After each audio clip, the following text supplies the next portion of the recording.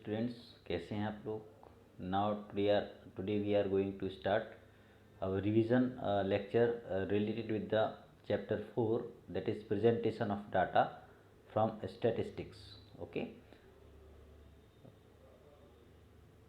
in this chapter we have already learned about the tabular presentation and diagrammatic presentation of data, geometric forms जैसे बार diagrams, पाई diagrams भी हमने इसमें पढ़े हुए हैं, है ना। टेबुलर प्रेजेंटेशन के साथ साथ फ्रीक्वेंसी डायग्राम्स भी हमने इसमें स्टडी किए हुए हैं, and we already learned about the histogram, polygon and ogives also. Okay, and arithmetic graph diagrams. So we start today's class. Firstly, we revise tabular presentation of data. What is table? You know what is table? Yes, table. In a tabular presentation, data are presented in rows and columns, है ना।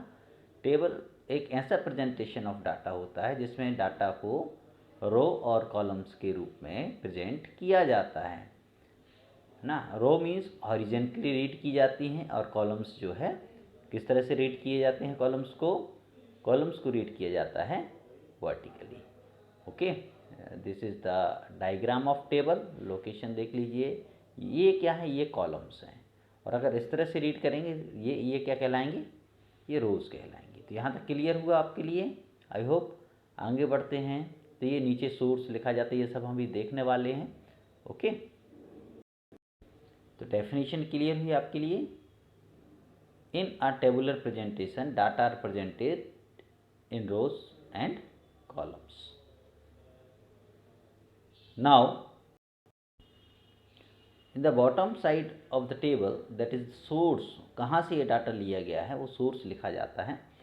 तो census of India 2011 के हिसाब से data लिया गया तो source के अंतर्गत लिखा है। टेबल नंबर रहता है, एक टेबल नंबर 4.1 जैसे दिया गया है ना, हैज़ 3 रोज। अब इस टेबल में क्या क्या दिया गया है आप देख पा रहे हैं।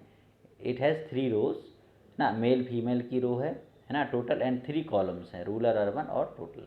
तो ये कॉलम दिख रहे हैं, रूरल, अर्बन, ये कॉलम्स है, एंड टोटल का कॉलम है, और 3 रोज दिख रही हैं आपको, मेल फीमेल और टोटल का।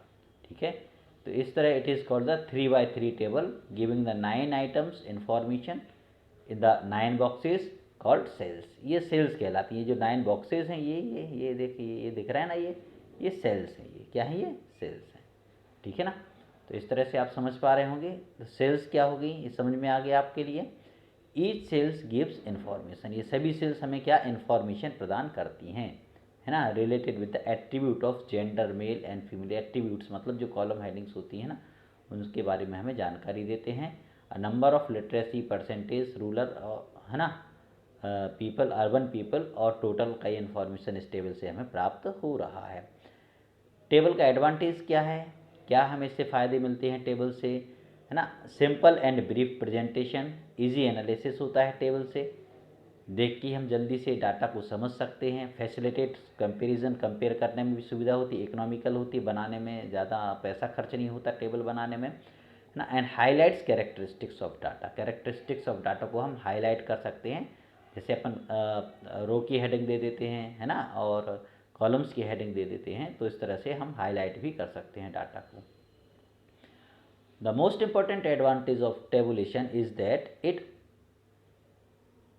organizes data for further statistical treatment and decision making, है ना। डाटा को हम फिर से फर्दर जो है ट्रीटमेंट के लिए यूज़ कर सकते हैं, डिसीजन मेकिंग के लिए यूज़ कर सकते हैं। बहुत बड़ा फ़ायदा होता है। Large quantity of data tabular presentation helps in the accommodating any volume of data for one और मोर वेरिएबल्स। एक या एक से अधिक वेरिएबल्स, कितने भी वेरिएबल्स का हम इस डाटा में यूज़ कर सकते हैं, आप देख पा रहे हैं।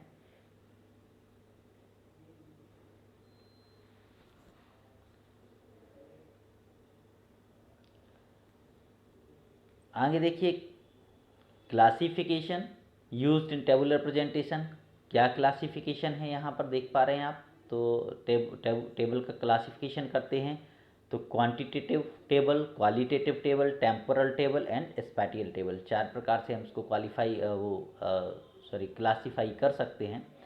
तो फर्स्ट है qualitative classification when classification is done according to attributes such as social status, physical status, nationally etcetera. इस प्रकार से अगर हम डाटा को क्लासीफाई करें एट्रीब्यूट्स के हिसाब से ना, it is called qualitative classification, है ना। जब हम कॉलम्स की हेडिंग्स होती हैं ना, उस हिसाब से उनको क्लासीफाई करते हैं तो वो क्या कहलाएगी, क्वालिटेटिव क्लासिफिकेशन कहलाता है। फॉर एग्जांपल 4.1 जो टेबल हमने देखी उसमें attributes for classification are sex and location which are qualitative in nature, है ना, कि मेल फीमेल दिया गया है और लोकेशन के हिसाब से नेचर ये हमें क्लासीफाई करती है। तो ये क्वालिटेटिव टेबल हुई। क्वांटिटेटिव क्लासिफिकेशन के हिसाब से क्या होता है टेबल में, क्वांटिटेटिव क्लासिफिकेशन जो होता है, quantitative classification the data are classified on the basis of characteristics which are quantitative in nature. Quantitative in, it means that the words these characterized can be measured it quantitatively. Example age, height, production, income। इस तरह से quantity based जो data होते हैं वो quantitative characterised करते हैं table के लिए। जैसे प्रोडक्शन कितना है, इनकम कितनी है, तो ये क्वांटिटेटिवली एक्सप्लेन करते हैं। Classes are formed by assigning classes limit for the values of the characteristics under the consideration। an example of quantitative classification ना, जो कि 4.2 टेबल में दिया गया है, आप देख सकते हैं 4.2 टेबल ना, जिसमें एज ग्रुप दिया गया है। तो क्वांटिटेटिव है कि 20 to 30 के बीच में कितने रिस्पॉन्स हैं, that is the quantitative classification of the table. 30 to 40, in between the 30 to 40 that is 61, 40 to 50 that is 132, that is quantitative classification। Clear हो गया आपको quantitative classification. Here classifying characteristics is age in year and is qualifiable. Okay, आगे देख सकते हैं difference क्या है दोनों में। What is the difference between the quantitative data and qualitative data. तो quantitative data can be expressed numerically, समझ में आ रहा है आपको, क्वांटिटेटिव को न्यूमेरिकली एक्सप्रेस कर सकते हैं। Qualitative data can B ranked only, उसमें रैंक होती है कि कितना क्वालिटी है ना, न्यूमेरिकली वो एक्सप्रेस नहीं हो सकता कि इतना है। Quantitative data further calculate is possible, उसको बार बार कैलकुलेट हम कर सकते हैं न्यूमेरिकली ना, और क्वांटिटेटिव को फर्दर कैलकुलेशन के लिए यूज़ नहीं किया जा सकता। क्वांटिटेटिव डाटा इनकम एक्सपेंडिचर जो होते हैं वो क्वांटिटेटिव होते हैं, उसमें क्वांटिटी बेस होते हैं न्यूमेरिकली। और क्वालिटेटिव जो डाटा होते हैं जैसे इंटेलिजेंस हो गया, ब्यूटी हो गया, तो ये न्यूमेरिकली एक्सप्रेस नहीं हो सकते। हम सिर्फ इसको रैंक दे सकते हैं, ये इतना है, ये इससे ज़्यादा इंटेलिजेंस है, ये इससे ज़्यादा इंटेलिजेंस है, तो रैंक दे सकते हैं और उसको फर्दर यूज़ हम नहीं कर सकते, ठीक है, क्योंकि समय के साथ वो बदल सकता है। नेक्स्ट है third type of table, that is the temporal classification. What is temporal classification? In this classification time becomes the classifying variable and data are categorised according to time. Time may be in hours, day, week, months, years etcetera ना। अगर हम जब data को time के base पर classify करते हैं तो टेम्परल क्लासिफिकेशन हो जाता है। दैट इज जैसे ईयर्स के हिसाब से 2003, 4, 2013, 14, 15 के हिसाब से ये डाटा दिया गया है ना। सेल्स किसी फर्म की है, that is 79.2 lakhs, 81.3 lakhs, 82.4 lakhs। Okay, that is the temporal classification. Okay, next है स्पैटियल क्लासिफिकेशन ऑफ डाटा। तो what is spatial classification? When classification is done on the basis of place, it is called spatial classification. The place may be a village, town, block. Okay, that is the spatial classification। मतलब place के हिसाब से ये होता है ना। तो spatial classification क्या है? On the basis of place. Spatial classification जब डाटा को हम किसी प्लेस के हिसाब से क्लासीफाई करते हैं, that is the special spatial classification, है ना। वो विलेज भी हो सकता है, टाउन भी हो सकता है, ब्लॉक, डिस्ट्रिक्ट, स्टेट और कंट्री भी हो सकती है। टेबल 4.4 एग्जाम्पल शो कर रहा है, आप देखिएगा। जैसे table 4.4 export of India show कर रही है रेस्ट ऑफ द वर्ल्ड के लिए। यूएसए के लिए हमने कितना एक्सपोर्ट किया, जर्मनी के लिए कितना, यूके के लिए कितना, है ना, एक्सपोर्ट दिया गया है। तो ये क्या कहलाएगा बेटा, स्पाटियल क्लासिफिकेशन, जिसमें हमने कंट्रीज़ का लिया है कि पर्टिकुलर कंट्री को कितना एक्सपोर्ट हुआ, दैट इज़ द स्पाटियल क्लासिफिकेशन। ठीक है, प्लेस के हिसाब से क्लासिफिकेशन होता है।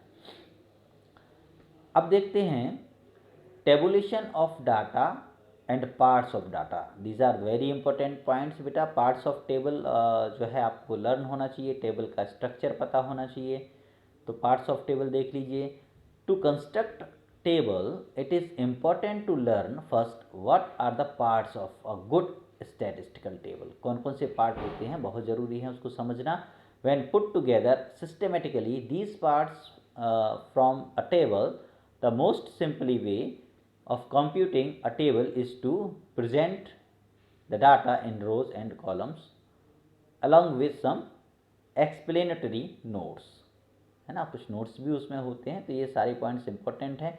Tabulation can be done using 1 वे, 2 वे और 3 वे क्लासिफिकेशन भी हो सकता है टेबल का, depending upon the number of characteristics. कितने हमारे पास नंबर हैं उस हिसाब से हम टेबल का फॉर्मेशन कर सकते हैं। अंडरस्टूड। तो a good table should efficiently so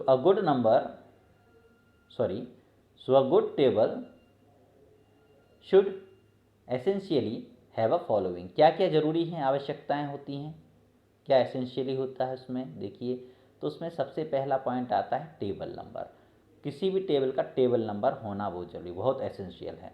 table number क्या होता है, table number is assigned to a table for identification purpose. Table का आइडेंटिफिकेशन नंबर जो होता है टेबल के सबसे ऊपर, जैसे अभी अपन पढ़ रहे थे ना 4.1, 4.2 टेबल, दैट इज़ द, आप क्या समझ सकते हैं कि चैप्टर नंबर 4 की टेबल नंबर 1, चैप्टर नंबर 4 का table number 2, that is the table number. Okay, तो table number is assigned to a table for identification purpose. It is given at the top और at the beginning of the table और the title. Okay, title के पहले भी ये दिया जाता है या टेबल के ऊपर लिखा जाता है। If more than one table is presented, it is the table number that distinguished one table from another. Okay, एक नंबर से दूसरे नंबर को भी हम दे सकते हैं, जैसे 1.2, 1.3 या 3.1, 3.2, है ना, 3.1A, 3.1B, ऐसा भी हम दे सकते हैं। तो ये कई प्रकार से हम इसकी नंबरिंग कर सकते हैं टेबल नंबर की। ठीक है, सिर्फ समझ आना चाहिए कि आपने ये टेबल नंबर दिया हुआ है। फिर होता है title.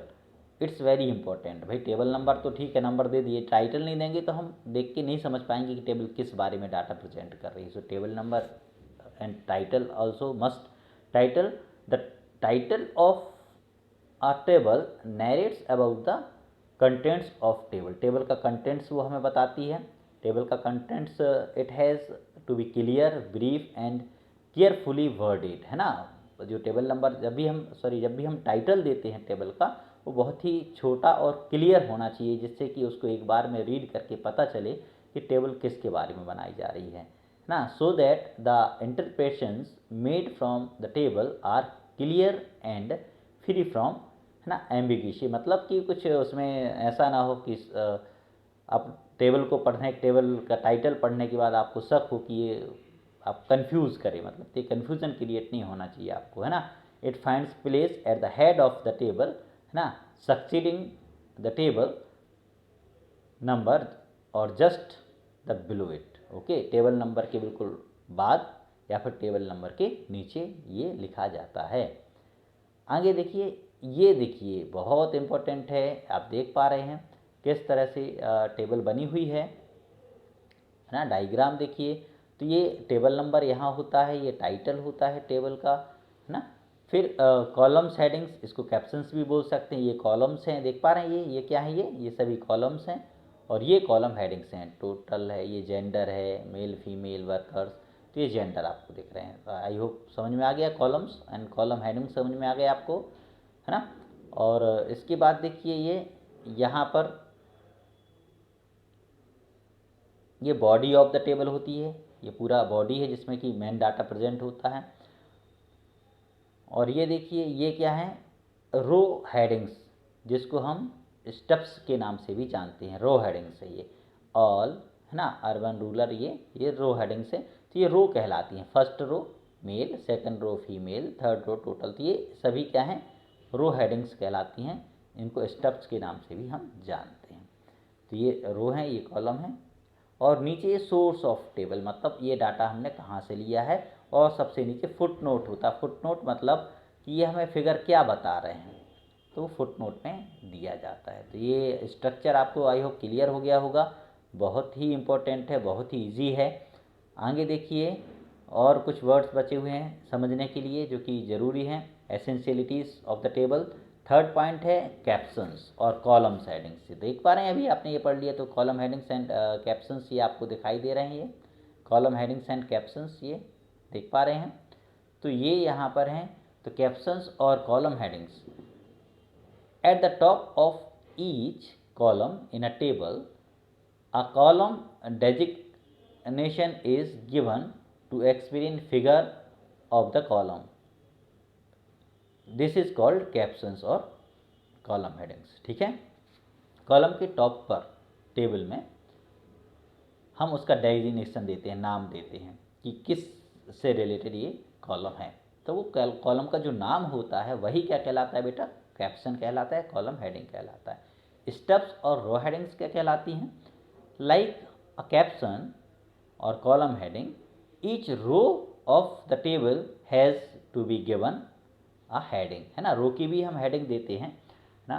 the designations of the row is called steps और step items। ओके, तो याद रखिएगा, the designation of the row, है ना, रो का जो नाम होता है that is the steps, and the complete left column is known as stubs. ये कंप्लीट लेफ्ट, बिल्कुल सबसे लेफ्ट साइड का जो कॉलम होता है वो क्या कहलाता है, रो कहलाता है ना। Brief description of row headings में ऑल्सो भी given at the left hand top in the table. Left hand देख रहे हैं आप, ये बिल्कुल लेफ्ट हैंड साइड टॉप पर ये दिखाई दे रहा है, ये है ना, ये कहलाता है ये। ठीक है, अब आगे बढ़ते हैं। तो स्टेप्स हो गया। फिर है body of the table. It's very important क्योंकि पूरा डाटा तो बॉडी में ही होता है। तो body of a table is the main part and it contains the actual data. Location of any one figure और data in the table is fixed and determined by the row and column of the table. Table के row and column से हम उसको समझ सकते हैं कि body में कौन सा डाटा कहाँ लिखा है। फॉर एग्जांपल देख रहे हैं यहाँ पर एक एग्जांपल दिया है, second row fourth column indicates the 25 crore females in rural India were non workers in 2001। अब ये देखिए 4.5 टेबल में आप समझ सकते हैं क्या लिखा है यहाँ पर, सेकंड रो फोर्थ कॉलम। देखिए मैं आपको दिखाता हूँ सेकंड रो फोर्थ कॉलम कैसे पढ़ेंगे आप। ये देखो, ये टेबल देखो आप सभी, ये देखो 4.1 टेबल। 4.1 टेबल में आपको फिर से दिखाता हूँ यहाँ पर, ये देख पा रहे हैं आप 4.1 टेबल। Just wait.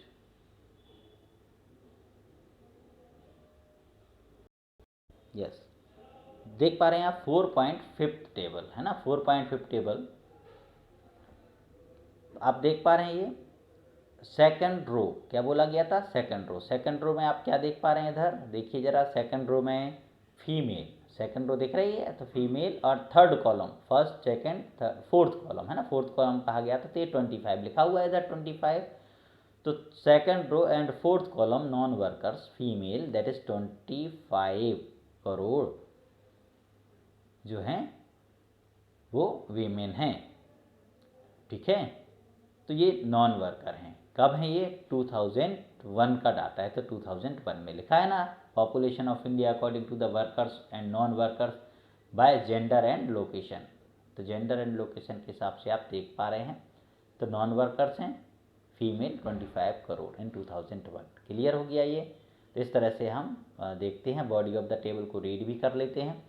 फिर नेक्स्ट पॉइंट आता है यूनिट ऑफ मेजरमेंट। जैसे यहाँ करोड़ लिखा हुआ था, तो the unit of measurement of the figure in the table actual data should always be stated along with the title. Title के साथ ही हमेशा लिखा जाना चाहिए कि, है ना, कि मेजरमेंट क्या है डाटा का। If different units are there for row and columns of the table, these units must be stated along with the stubs and columns. अगर ये स्टब और कॉलम में अलग अलग है, कहीं एज है कहीं वेट है, ऐसे भी टेबल बनती है, तो फिर वहाँ पर एज और वेट अलग अलग जैसे आपको लिखना चाहिए। मतलब अलग अलग अगर कॉलम और स्टब्स का यूनिट अलग अलग है तो उसको must be right there, okay, आपको वहाँ ज़रूर लिखना चाहिए।